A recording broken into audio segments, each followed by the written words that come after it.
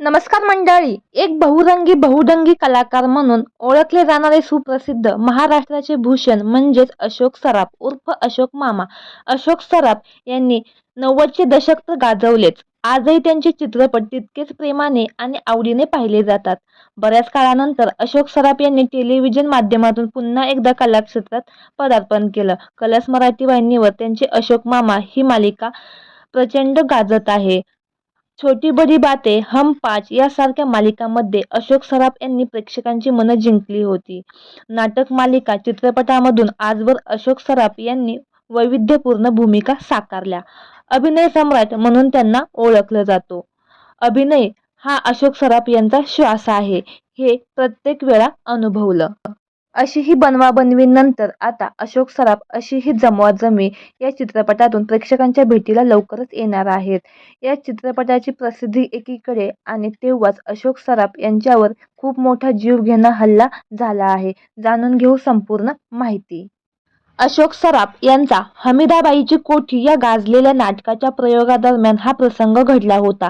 यामध्ये अजून दिग्गज कलाकारांची मांदियाळी होती. नाटकात अशोक सराफ असल्यामुळे अख्खं गाव पाहण्यासाठी आलं होतं. नाटकाचा प्रयोग एका मिलमध्ये होणार होता. तिथे रंगमंच नव्हता. त्या ठिकाणी एक चौथरा होता.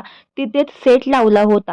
तसेच हे नाटक बसूनच होतं. कोठीवरच्या बायका नेहमी खालीच बसायच्या म्हणून. मात्र हे नाटक पाहताना पाठीमागच्या लोकांना काही नाटक दिसत नव्हतं. काही उभे राहत होते. त्यामुळे आपापसातच गोंधळ उठला.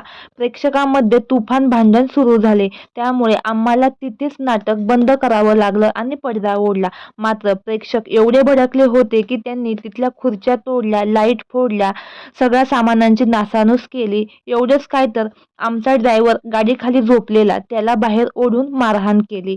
वेळेच नाना पाटेकर यांच्या लक्षात आले आणि तो म्हणाला, अशोक चल लवकर बाहेर, कारण आता ते तुला निशाण्यावर धरतील. मागच्या बाजूने आम्ही निघालो. प्रचंड काळोख होता. काळोखात खाली चिखल कसे तरी मुख्य रस्त्यावर आलो.